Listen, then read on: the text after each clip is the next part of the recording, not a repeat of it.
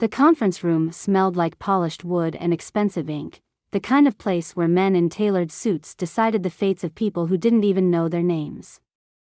Julia sat stiffly in a chair too large for her, her fingers curled around the armrests as if holding on for balance. She didn't belong here. The leather seats, the marble table, the framed degrees on the walls, it was all too distant from the world she lived in, the world of late rent notices and grocery store coupons, of tucking Lena into bed with whispered reassurances that everything would be okay even when it wasn't.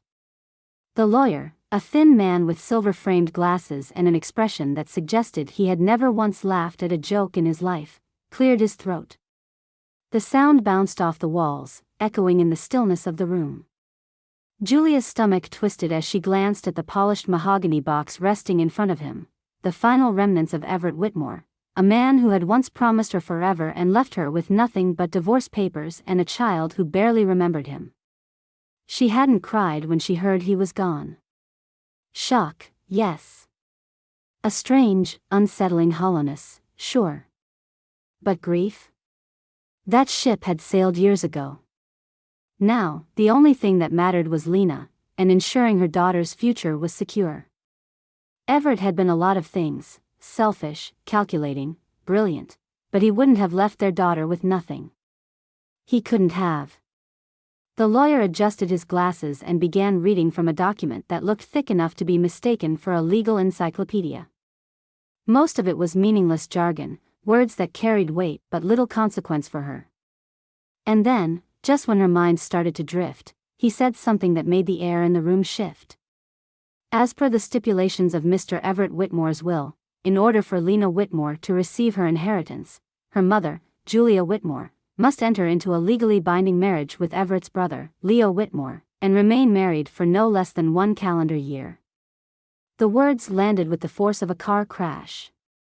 Julia blinked, convinced she had misheard.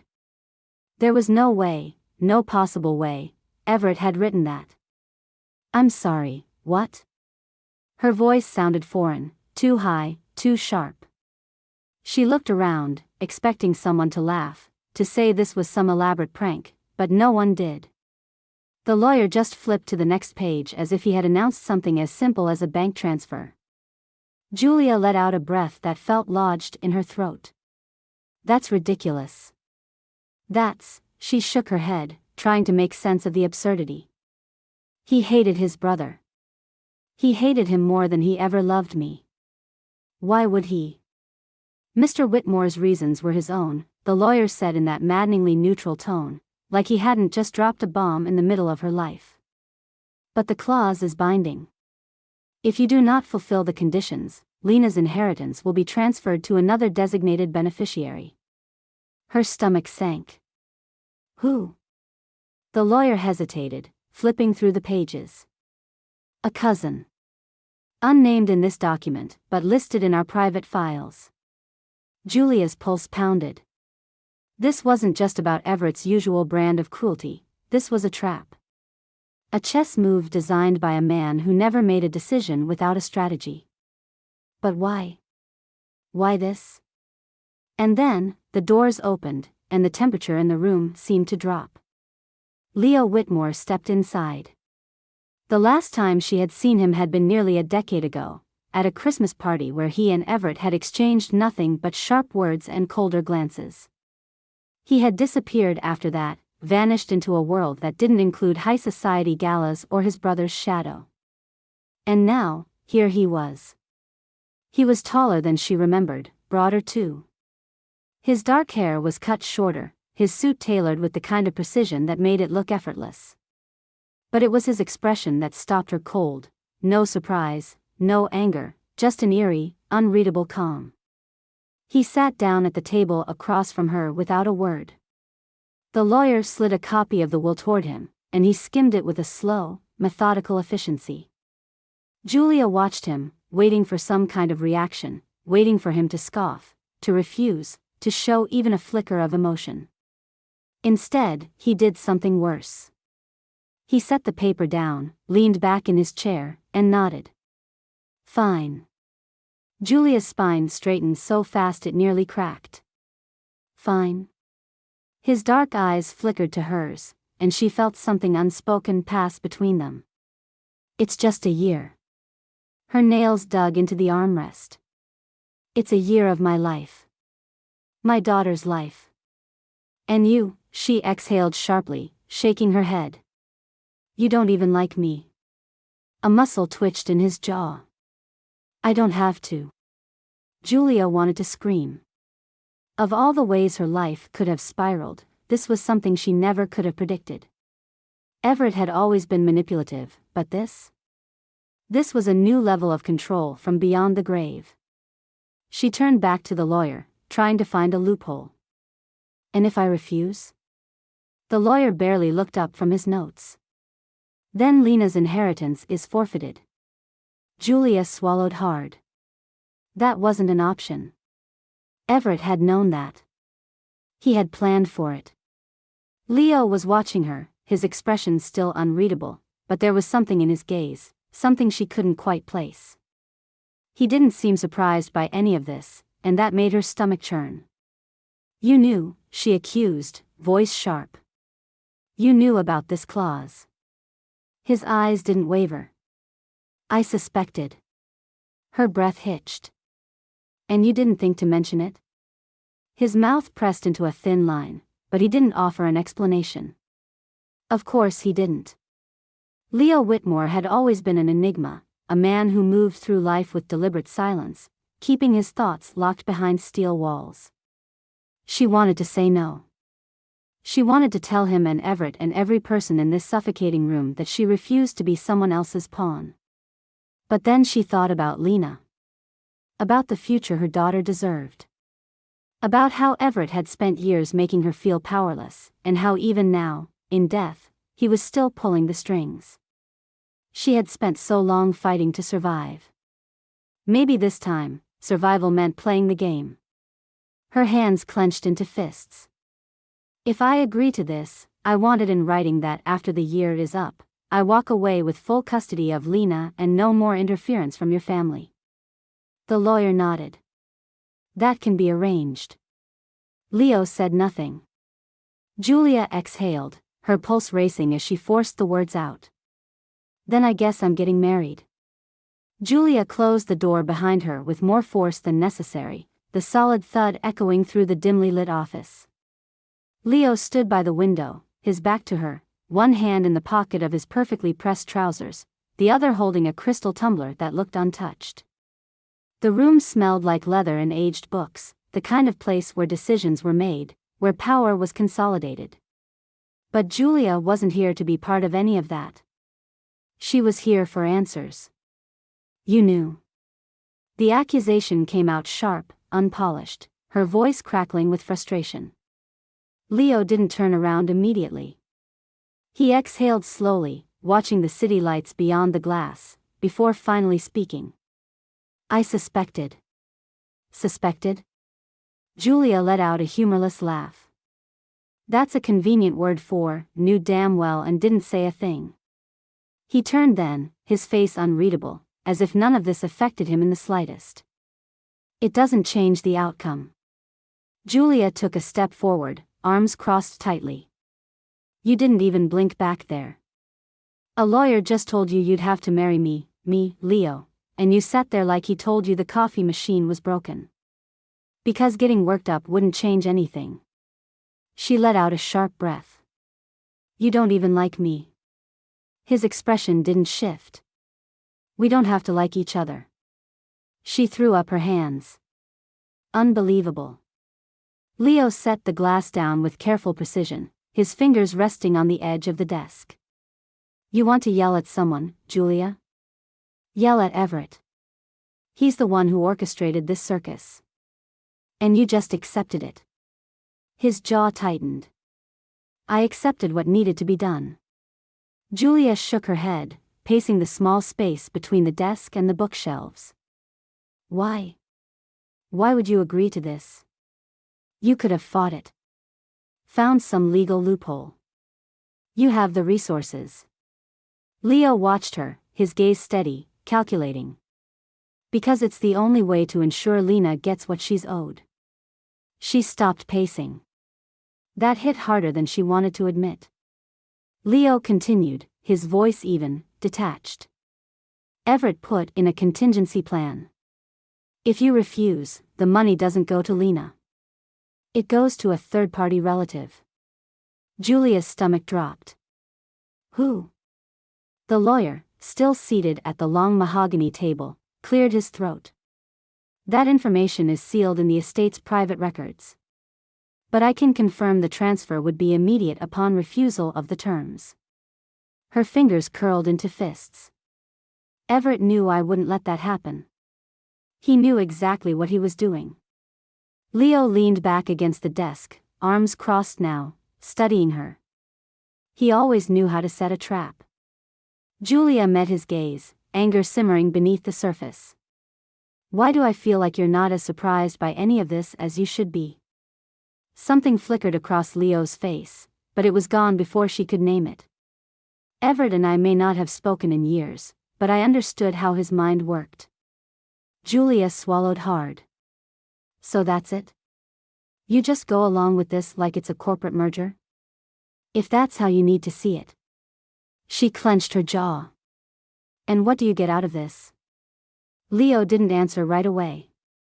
The silence stretched between them, thick and weighted. Finally, he said, I get to make sure Lena is safe. Something in his tone made her stomach twist. There was more to that statement, something unsaid, something he wasn't willing to share.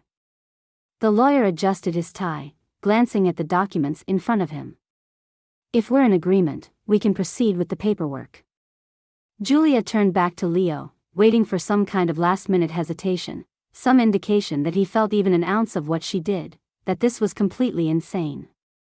But he just nodded, rolling his cuffs back with an air of finality. This wasn't a man being forced into something.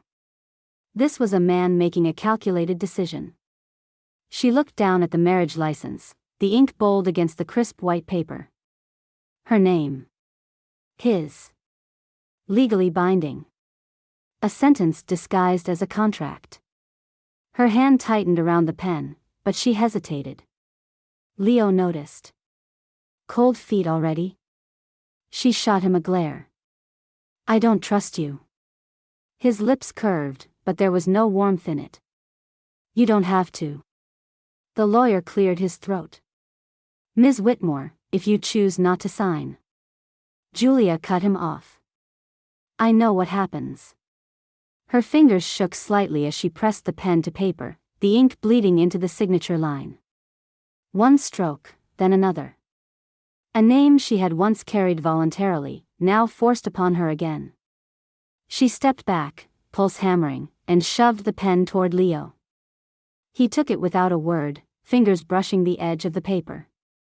But just before the pen met the page, he paused. It was quick, barely more than a second, but Julia saw it.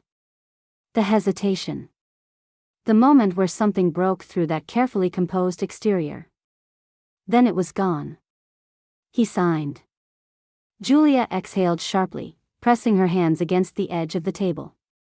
The strange sensation in her chest wouldn't go away, an odd, nagging sense of familiarity. Not from the situation itself, but from something deeper, something buried. As if this wasn't the first time. The house was too big. That was Julia's first thought as she stepped inside, Lena's small hand wrapped tightly in hers. The marble floors stretched out beneath a chandelier that looked like it belonged in a museum, casting a cold glow over everything.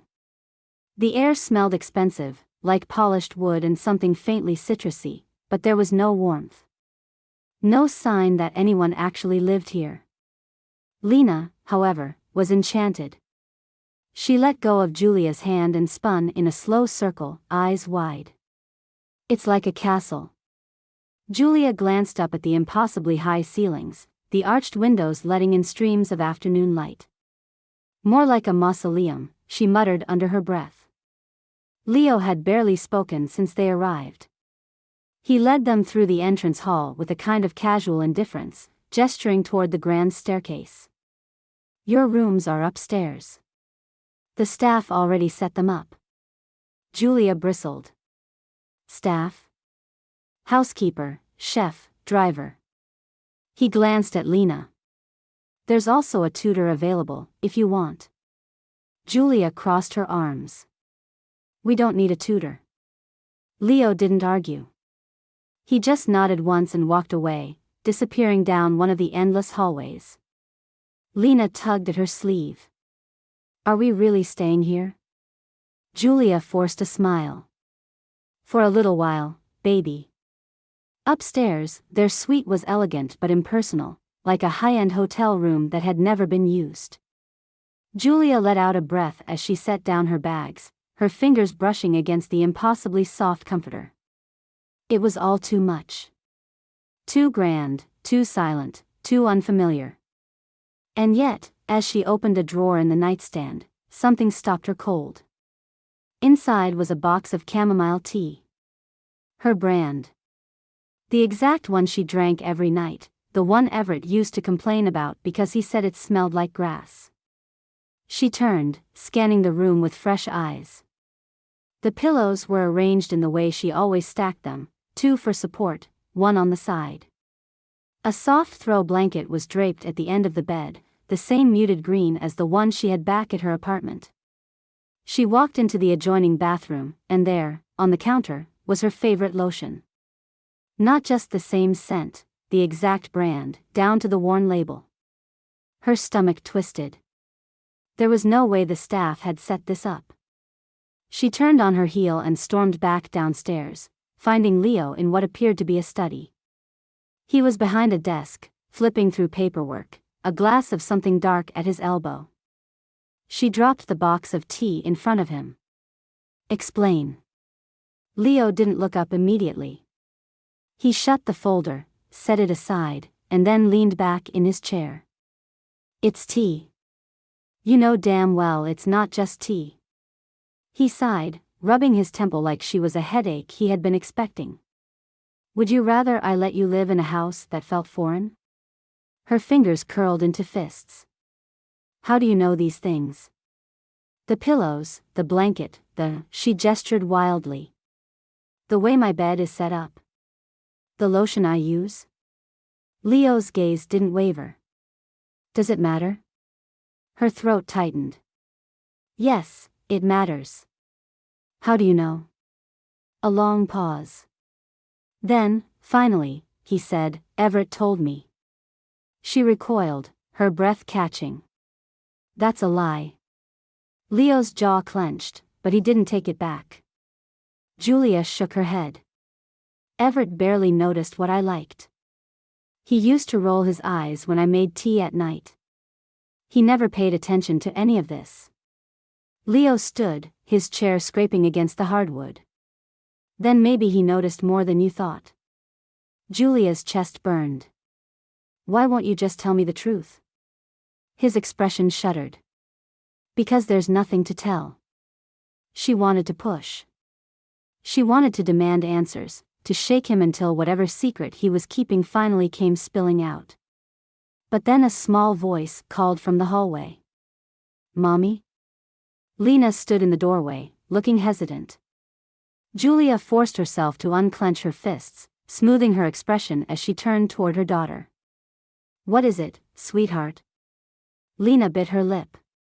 Where's my music box? Julia frowned. It should be in your bag. Lena shook her head. It's not. Before Julia could respond, Leo crossed the room and knelt in front of Lena. What does it look like? It's blue, Lena said. With stars on it. Leo nodded once and turned toward the bookshelf. He pulled open a lower drawer, reached inside, and handed Lena the missing music box. Julia's breath stalled. Lena's face lit up. You found it. Leo's lips twitched, almost a smile, but not quite. Of course. Lena hugged the box to her chest and then, without hesitation, threw her arms around Leo's neck. Thank you, Uncle Leo. Julia felt something sharp lodge itself in her throat. Leo didn't move at first. But then, slowly, he lifted a hand and placed it carefully against Lena's back. It was hesitant, almost reverent. And in that moment, Julia saw it, the crack in his carefully composed exterior. She stepped forward, voice quieter now. How did you know where it was?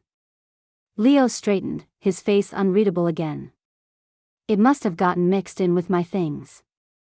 Another lie. Julia exhaled, rubbing her temples.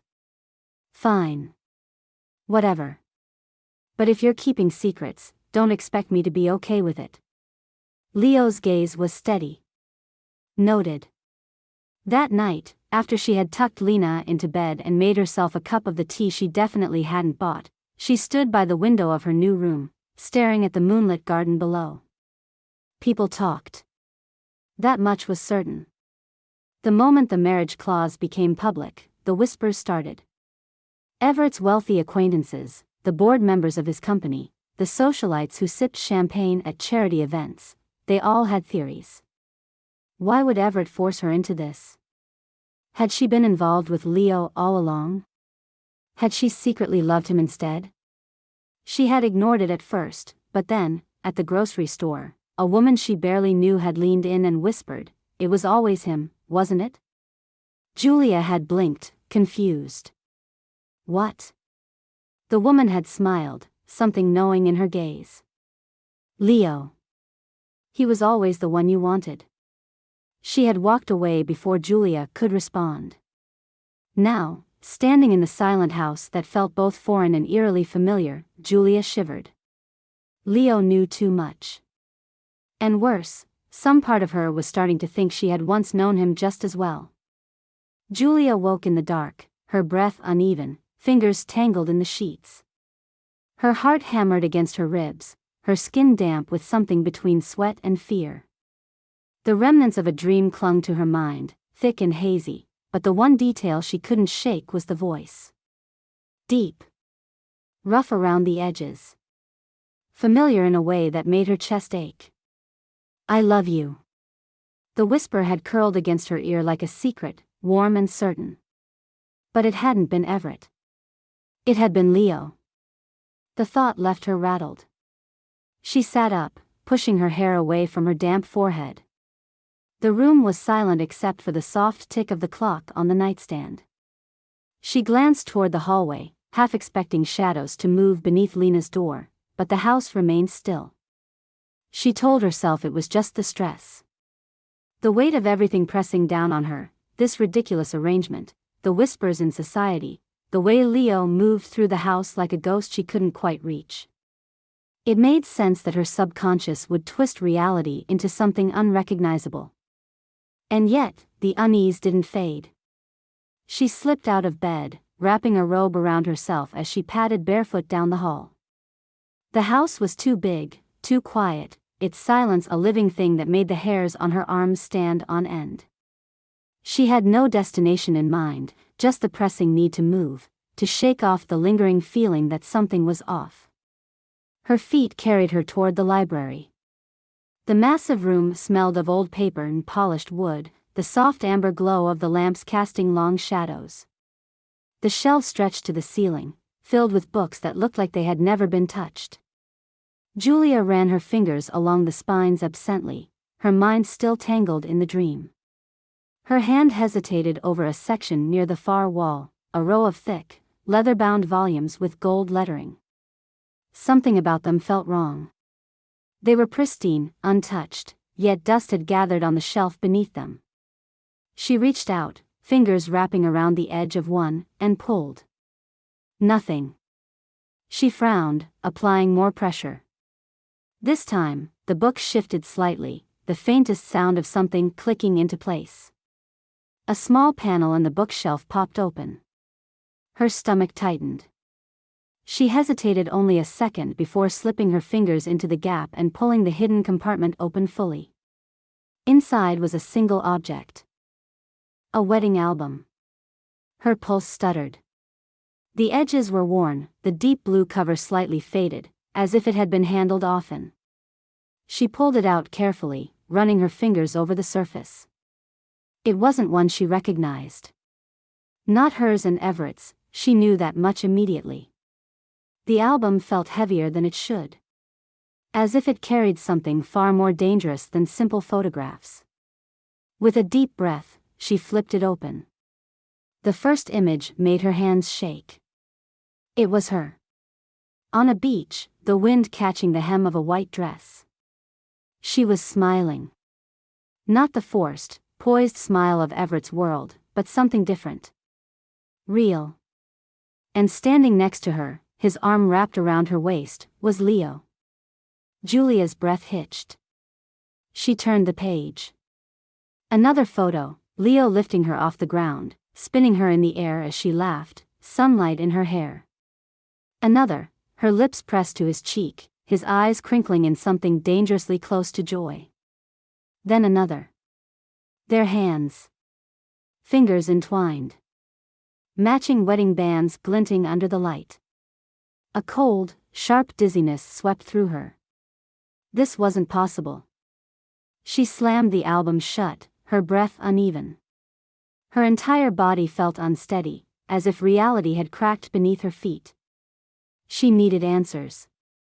Now.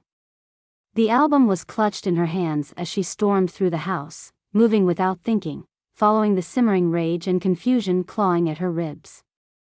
She reached Leo's study and didn't bother knocking. He was at his desk, shirt sleeves rolled up, a half-empty glass of whiskey in front of him. He barely looked up before she threw the album onto the desk with enough force to make the glass rattle. His eyes flicked to the cover. His expression didn't change, didn't betray even a flicker of surprise. Julia's chest heaved. Explain. Leo exhaled slowly, setting his pen down. Where did you find that? She let out a disbelieving laugh. That's what you have to say?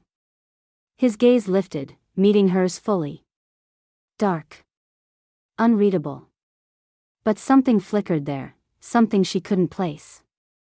You weren't supposed to find that yet. Her blood ran cold. The words weren't defensive. They weren't an excuse. They were resignation. Like he had been waiting for this moment. Her fingers curled into fists. That's not an answer. Leo studied her for a long moment, something unreadable passing behind his eyes. He looked tired. Worn down in a way that had nothing to do with business or wealth or the suffocating expectations that came with the Whitmore name. You should go to bed, Julia. She slammed her hands against the desk. Don't you dare dismiss me. What is this? Why are there photos of us? Why do we look like a married couple? The words hit her like a physical blow. She stumbled back a step. No, she whispered. That's not possible. Leo leaned back in his chair, his gaze steady. Isn't it? Julia shook her head violently. I was married to Everett. I would remember if. She couldn't finish the sentence. Leo didn't move. He didn't try to convince her, didn't argue. He simply watched. Because he knew. And suddenly, she did too. The nausea rose swiftly, and she turned on her heel, gripping the doorframe to steady herself. She needed air. Space. Anything to make the room stop spinning. She felt Leo's presence behind her, silent, waiting. Go to bed, Julia, he said softly. But she knew she wouldn't sleep. Because everything had just changed. And nothing made sense anymore. Julia didn't sleep.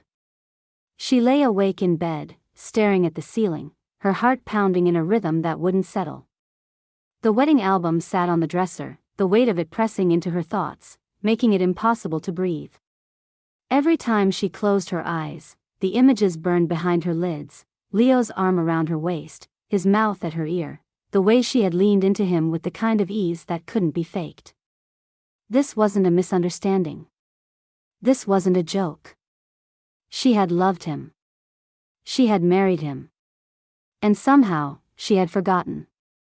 The thought made her stomach churn. She threw off the covers and got out of bed, her hands shaking as she grabbed the album and stormed out of the room. Leo was exactly where she expected him to be. The study door was slightly open, the glow of a desk lamp spilling into the hallway. She didn't hesitate. She pushed inside, the album clutched in her fingers. He didn't even look surprised to see her. Leo was leaning back in his chair, sleeves rolled up, the top button of his shirt undone. He had a glass in front of him, half full, but it looked untouched. His expression was unreadable, but there was something in his eyes, something that almost looked like resignation. Julia dropped the album onto his desk with a sharp thud. "Tell me everything." Leo exhaled, rubbing a hand over his jaw. "Julia. Now." He looked at her for a long moment, then reached for the glass, rolling it between his fingers. "You won't believe me. Try me." He set the glass down and sat forward. His voice was calm, but there was something underneath it, something raw, something brittle. "We were married." The words sliced through the air like a blade. Julia's breath caught. She already knew it, had seen the photos, but hearing him say it made it real in a way she wasn't prepared for. Leo continued, his gaze steady. "We were in love. And not just a little. The kind of love that makes people reckless. The kind that makes everything else feel small."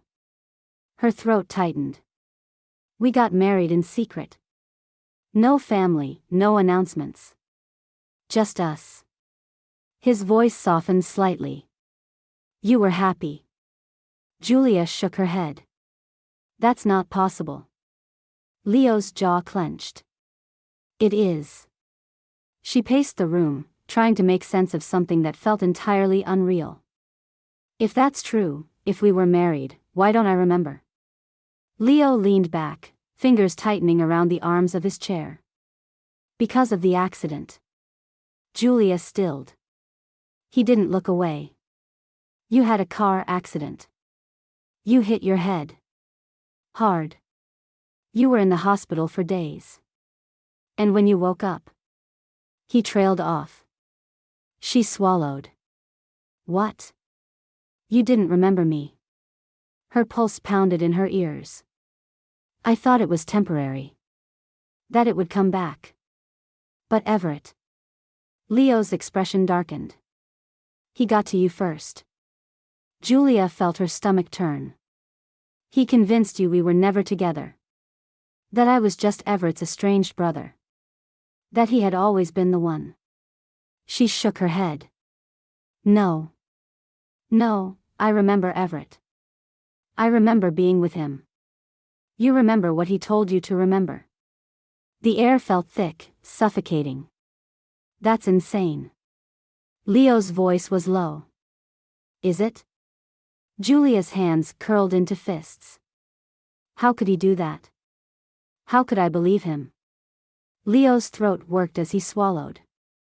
"You trusted him. He was familiar. He told you the memories would come back. That you'd had a rough patch, but you'd always been together. And when they didn't come back, you had no reason to doubt him." She felt sick. Leo's expression was controlled, but there was something simmering beneath it. "I tried to tell you. The night you came home from the hospital, I tried to make you remember. But Everett." He looked away. "He threatened me." Julia's nails dug into her palms. "Threatened you how?" Leo's gaze flicked back to hers. "He said if I told you the truth, he'd destroy you." The words were quiet, but they hit like a wrecking ball. Julia's heart slammed against her ribs. "That doesn't make any sense." Leo's mouth pressed into a thin line. "He told me that if I tried to take you away, he'd make sure you never recovered. That he'd have you committed, that he'd make sure the world believed you were unstable. And I..." His voice cracked slightly. "I believed him." She sucked in a sharp breath. "I thought I was protecting you." Julia took a step back, shaking her head. He kept going. "I told myself that as long as you were happy, as long as you weren't in pain, it didn't matter if you remembered me. I thought you were safe." His voice dropped. "But I was wrong. I should have fought harder. Julia's whole body shook. You let him take me. The words came out low, full of something she wasn't sure she had ever felt before. Leo closed his eyes briefly. I did. The rage that had been simmering beneath her skin ignited. She stepped forward and slapped him across the face. The sound cracked through the room, sharp and final. Leo didn't move. His cheek was red, but he didn't touch it. He just stood there, breathing heavily, his hands clenched at his sides. Julia's chest heaved, her fingers still tingling. She turned on her heel and walked out. Julia didn't cry. She wanted to, her hands were shaking, her chest felt tight, and there was a dull ringing in her ears, but the tears never came. Instead, there was just fury. Cold, unrelenting fury. She couldn't sit with it, couldn't be still, not when everything she thought she knew had been reduced to a pile of lies. So she did what she had always done when things felt like they were spiraling out of control. She moved. Her bare feet carried her through the halls of Leo's mansion, past the sterile opulence, the paintings that looked too expensive to be real, the antique vases perched on tables that had probably never seen dust. The place was pristine, untouched, the kind of house that was meant to impress people, not to be lived in. But Julia knew without a doubt, that somewhere in this fortress of silence, Leo kept the truth buried. And she was going to find it. She searched room after room, yanking open drawers, running her fingers along bookshelves for hidden compartments. She tore through his study, rifled through his closet, checked behind paintings like she was in some kind of spy movie. Nothing.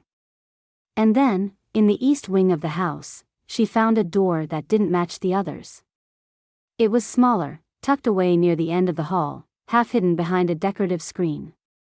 If she hadn't been looking, she might have missed it entirely. She tried the handle. Locked. Her pulse spiked. There was no reason for Leo to keep a locked room. No reason, unless... Julia stepped back, searching the nearby shelves until she found something solid, a brass candlestick, heavy in her hands. She gritted her teeth and swung. The first hit barely made a dent. The second cracked the wood near the lock. On the third, the door burst open. She stood there for a moment, breathing heavily, the air thick with dust and something else, something heavy, like time had been sitting in this room, waiting for her. It wasn't what she expected. No secret files, no hidden safes or dark conspiracies. Just a small, intimate space. A desk. A chair. And along the walls, rows and rows of bookshelves. Only they weren't filled with books. They were filled with her. Julia stepped closer, her fingers trembling as she reached for the nearest shelf. Stacks of papers, boxes, journals. A dozen little things she hadn't even realized were missing from her old life. A scarf she used to wear on rainy days. A charm bracelet she thought she had lost years ago. And letters. So many letters. She picked one up, the paper yellowed with time. The handwriting was unmistakably hers. Leo, promise me we'll never let anyone come between us. Julia's knees almost gave out. Her hands fumbled for another, the words blurring as she read. If I lose my memory, tell me everything. Don't let me forget. A sharp, broken sound tore from her throat. She grabbed more, flipping through them desperately. Letters filled with words of love, of devotion, of a certainty she no longer possessed. There were notes about their secret wedding, about the quiet mornings they had spent tangled together in bed, about the life they had planned. She had trusted him. Completely. And he had let her forget. Julia staggered back, bile rising in her throat. Leo hadn't just walked away. He had stayed. In the shadows, just out of reach, watching her live a life built on a lie. A strangled breath escaped her, and suddenly the walls felt too close, the air too thick. She had to get out. She spun on her heel and bolted, her bare feet hitting the cold marble, the letters still clutched in her hands. She made it halfway down the hall before she saw him. Leo stood at the other end, his expression unreadable. She froze. His gaze flickered to the crumpled pages in her grip, and something in his face shifted. Not surprise. Not regret. Just a deep, weary understanding. You weren't supposed to find that yet, he murmured. Julia's chest heaved.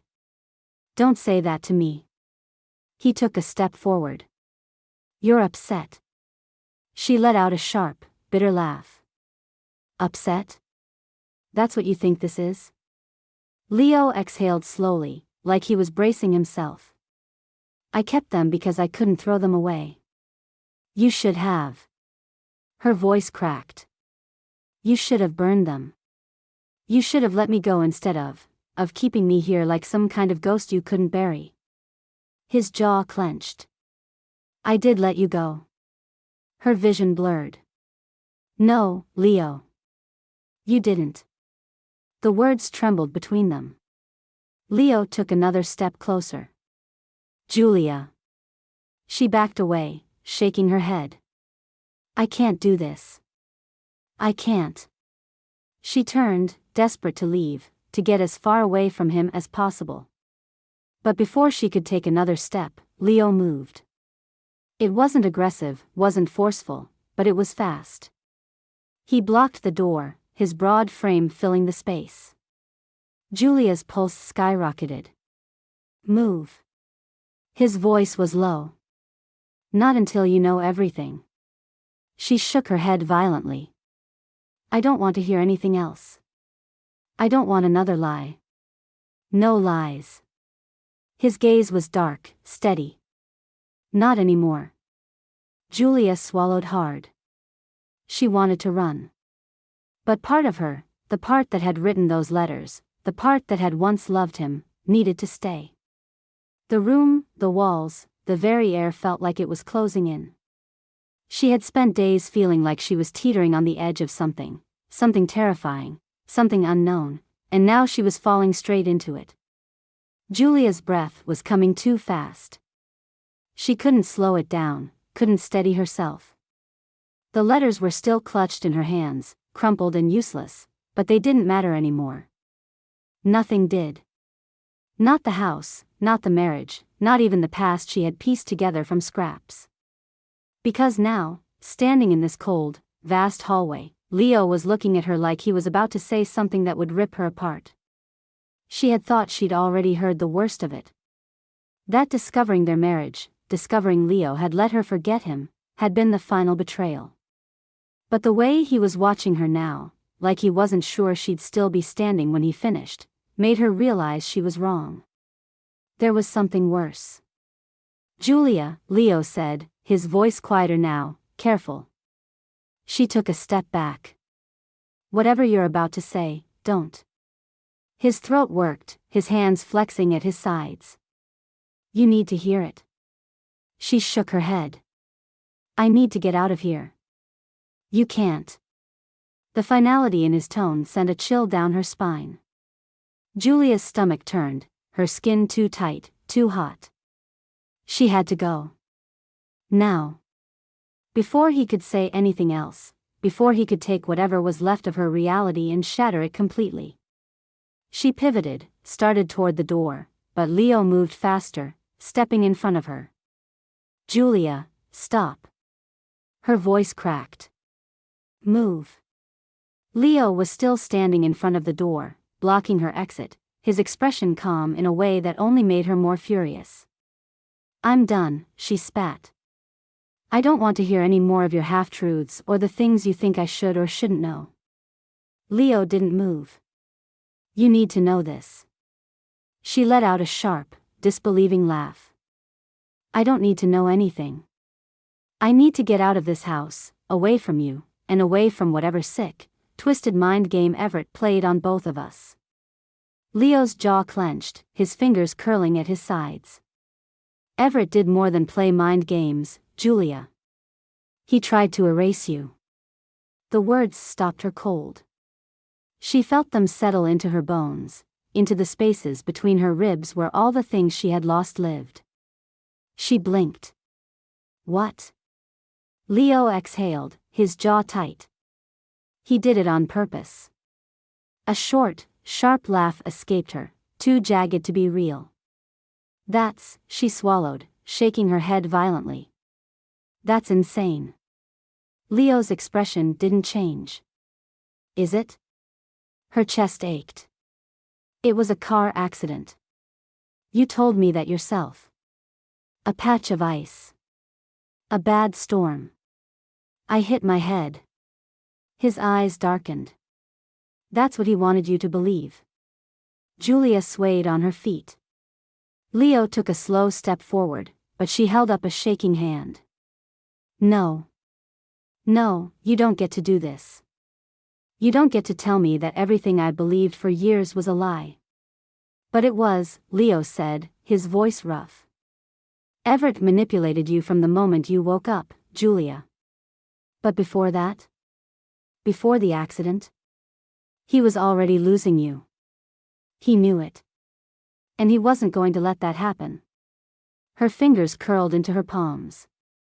Leo exhaled through his nose, his hands braced against the doorframe as if grounding himself. It means, he said, that the accident wasn't an accident. Julia frowned, her pulse kicking up again. That's not. Leo pulled something from his pocket, unfolding it carefully before handing it to her. He held the thin yellowed file for a long moment, then walked over and placed it on the table between them. She stared at it, her limbs suddenly too heavy to move. Julia swallowed hard. Her hand shook as she reached for the file. It was old, the edges worn, but the label on the front was clear: Whitmore, Julia, Incident Report. Her fingers trembled as she opened it. Her own name stared back at her, neatly typed, under a date that sent a shiver down her spine. The date of the accident. Her eyes scanned the report, moving too fast, trying to process too much. The words blurred: collision, traumatic head injury, single vehicle crash. But then she saw something that made the room tilt. Brake failure. Her breath hitched. She looked up at Leo, her heart hammering. I don't understand. Leo's expression was grim. Everett made sure that's what the official report said. But that's not what actually happened. He reached into the file, pulling out another sheet, this one messier, less official. A handwritten note from a private investigator. Julia read it, her stomach twisting. The brakes weren't faulty. They were tampered with. The words sat there, dark and final. She felt her knees buckle. She caught herself against the table, the file slipping from her fingers. No. Leo's voice was quiet, steady. Yes. Her head shook, even as something inside her screamed that it made sense. The gaps in her memory. The way Everett had swept in immediately after, so sure, so certain, spinning a version of their life she had simply accepted.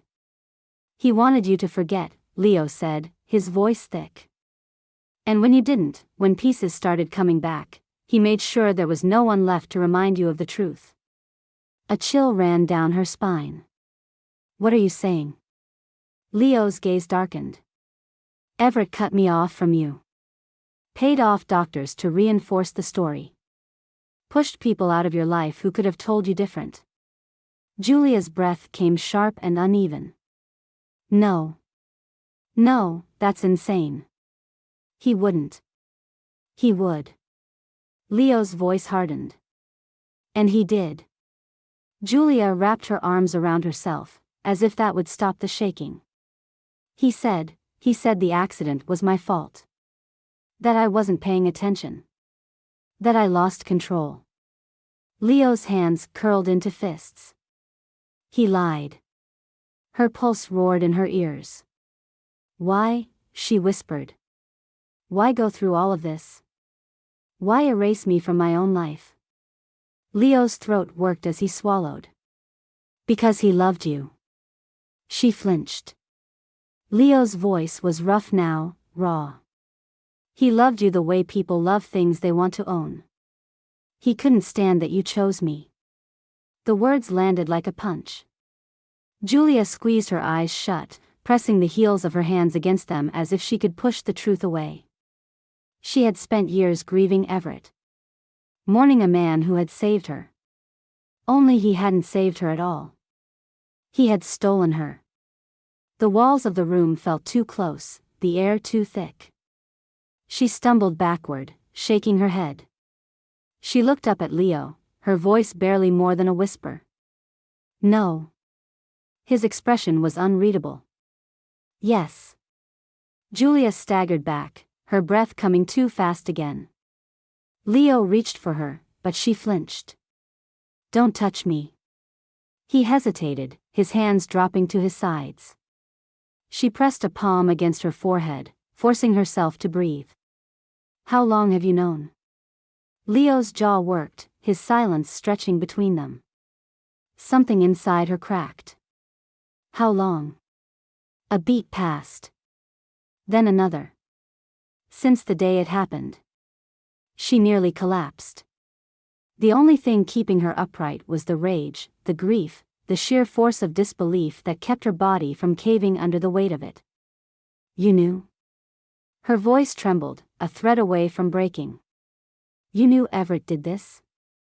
You knew he stole my memories, stole my life. Her breath hitched. And you let me mourn him? Leo's face twisted with something she couldn't place. Julia. You let me grieve him. The words tasted bitter on her tongue. You let me believe he was good. Leo looked away. She wanted to scream. She wanted to hit him, to tear down everything around them, to erase every moment of the last few years until she could wake up somewhere else, someone who hadn't been stupid enough to trust any of them. She turned, barely registering her own movements. She needed space, needed air, needed. Julia, stop. She ignored him, moving toward the hallway. Julia. There was something in his voice that made her pause. She turned, her hands shaking. What? Leo stared at her, something breaking in his expression. I never told you because I knew you weren't ready for this truth. Her breath stilled. I wanted to, he said, voice hoarse. Every day, I wanted to. But how do you tell someone that the man she trusted most stole her mind? That the life she thought she had was never hers at all? Julia didn't have an answer. She just knew that the life she had been living, the one she had barely been holding together, had unraveled in an instant. Julia's hands were ice cold, but she didn't pull them away when Leo took them in his. His touch was steady, grounding, as if he could will her to stay in place, keep her from running away from the truth unraveling between them. But it was too late for that. The damage had already been done. The file lay open between them, its contents scattered across the desk like debris from an explosion. The police report. The investigator's notes. The damning evidence that Everett had done more than manipulate her. He had stolen her life, rewritten it in his image, and left Leo to stand outside the wreckage, watching. Julia's breath came in sharp, uneven bursts. Her heart was still hammering against her ribs, her body trapped between fight and flight. You don't get to decide what I'm ready for, she said, her voice trembling. You don't get to choose what I remember. Leo's fingers tensed around hers, but he didn't let go. I thought I was protecting you. She finally yanked her hands away, stepping back as if distance could make any of this easier. You were protecting yourself, she shot back. Because it was easier to let me believe the lie than to risk losing me all over again. Leo's face darkened, but he didn't argue. He didn't tell her she was wrong, and that was somehow worse. Julia wrapped her arms around herself, her mind racing through the pieces of a puzzle she hadn't even known she was trying to solve. Everett had stolen her memories, but Leo had let him keep them. She didn't know what was worse, the crime itself or the fact that the one person who should have fought for her had stayed silent. She turned back to him, her pulse pounding in her ears. Tell me the truth. All of it. No more half answers. Leo exhaled, running a hand down his face, like he was bracing himself. Everett always wanted you, he said. Even before I met you. But you never saw him that way. You were so sure of us, of what we had. Julia felt something crack in her chest. We eloped, Leo continued, his voice thick. We didn't tell anyone. We didn't care what people thought. You used to say the world could burn and you'd still pick me. Her stomach twisted. She wanted to remember, wanted to pull those memories out from wherever they had been buried, but all she found was empty space. Everett found out, Leo said. He was furious. But he never let it show. He played the long game. And then, he hesitated, jaw tightening. Then the accident happened. Julia's nails dug into her palms. The accident he caused. Leo nodded. You tried to tell me afterward, she whispered. And he stopped you. He didn't just stop me. Leo's voice was low, filled with something that made her throat tighten. He made sure I was erased. He told you I had abandoned you. That I was the brother who had never cared. Julia's breath hitched. You believed him, Leo said, quieter now. And I didn't fight hard enough to change that. Her eyes burned. Why? Leo finally looked at her, really looked at her, and for the first time, she saw it. The grief. The years of restraint, of quiet suffering, of carrying a love that had nowhere to go. Because you were happy, he said. You had Lena. You had stability. And if I had told you the truth, would have torn your life apart. I would have been selfish. Julia shook her head, her throat thick. You should have been selfish. Leo let out a hollow laugh. You think I don't know that? He scrubbed a hand through his hair. I lived with that choice every day. I told myself it was for the best. That you were better off. That it didn't matter what I wanted. She swallowed against the lump in her throat. And what did you want? Leo's breath came out slow, controlled, but his eyes gave him away. You. Julia's pulse jumped. I wanted you every single day, he said, his voice raw. Even when I tried not to. Even when you were wearing his ring. Even when I told myself it was over. Her heart was pounding so loudly she could barely think. Did you ever stop loving me? She asked, the words barely above a whisper. Leo's reaction was immediate. His eyes closed, his throat working, his hands curling into fists. And when he finally spoke, it wasn't careful, wasn't controlled. It was raw, stripped down to the bone. Never, he said. And it's ruined me. The weight of it pressed against her ribs, against every fractured piece of her that was trying to make sense of a past she no longer recognized. Leo had never stopped loving her. And worse, somewhere, deep in the part of her mind that Everett hadn't been able to erase, she knew she had never stopped loving him either. Julia had spent the last few days teetering on the edge of two choices. One, the easier one, was to run.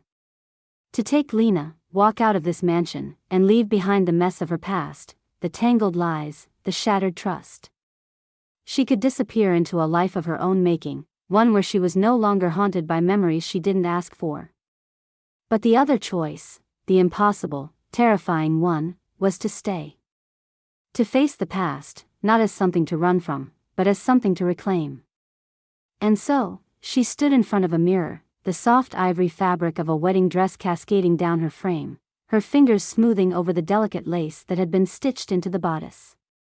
It wasn't the exact dress she had worn on the day she married Leo, but it was close.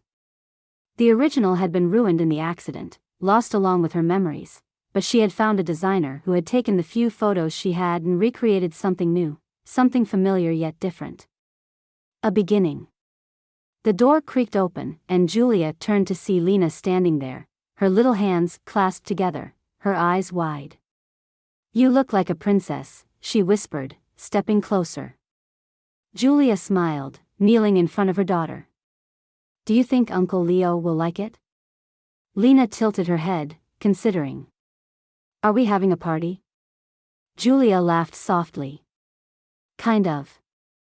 Just a small one. Just us.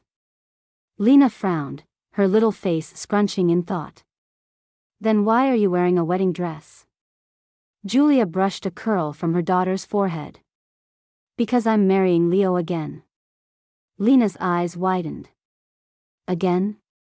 Julia nodded. A long time ago, before you were born, I married Leo. But then something happened, and I forgot. Lena's small hands reached out, pressing against the lace of the dress. But you remember now? Julia's throat tightened. I do. Lena thought about that for a moment before her face broke into a grin. Then I think Uncle Leo is going to be really happy. Julia pressed a kiss to her daughter's forehead, then rose, smoothing the fabric of her dress. She took a steadying breath, then walked toward the door. Leo had no idea what she had planned. She had arranged everything with the staff, something simple, something quiet. The terrace had been transformed, candles flickering along the stone railing, soft music humming in the background. A minister stood off to the side, and a single chair had been set up for Lena, who now sat swinging her legs, humming to herself as she waited. Julia stepped onto the terrace, her hands trembling slightly as she clasped them together. The air was cool, the scent of blooming jasmine drifting through the night. And then she saw him. Leo stood near the edge, looking out over the city, his posture tense, his hands shoved into the pockets of his suit. He hadn't seen her yet. She took a breath, stepped forward. The sound of her heels clicking against the stone made him turn. And for the first time in all the years she had known him, Leo Whitmore was completely, utterly speechless. His mouth parted slightly, his eyes scanning her like he wasn't sure she was real. The guarded, carefully constructed mask he always wore cracked right down the middle. His chest rose sharply. Julia.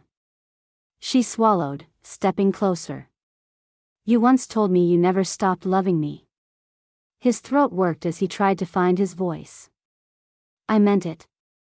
Her heart pounded. And I remember, Leo. A shuddering breath left him. I remember us, she continued, voice trembling. I remember what it felt like to love you. And I know how much I hurt you when I forgot. Leo shook his head, stepping forward, his hands almost reaching for her but stopping just short, as if afraid she would disappear. You didn't hurt me, he said quietly. You were taken from me. She exhaled, lifting her hand to touch the place where his rested at his side. I don't want to be taken again. Something in him broke. Leo had always been composed, controlled, the man who never let anyone see behind the carefully constructed walls he had built around himself.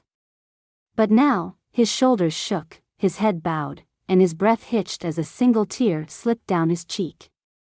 Julia's own vision blurred, but she stepped closer, lifting her hands to cup his face, wiping away the tear with her thumb. This time, she whispered, I remember. And I still choose you. Leo let out a sound that was somewhere between a laugh and a sob, then wrapped his arms around her, pulling her close, his forehead resting against hers. The minister cleared his throat gently. Shall we begin? Leo let out a breathless chuckle, shaking his head slightly before pulling back just enough to look into her eyes. Are you sure? Julia's lips curved. Marry me, Leo. His grip on her tightened for just a moment before he nodded, his forehead pressing against hers again. Always. They said their vows, quiet and intimate, their fingers threading together as they spoke. The words felt different this time. Not rushed, not desperate, not hidden from the world. This time, they were spoken with full knowledge of everything that had come before, of the pain and the loss and the years they would never get back. But they had now.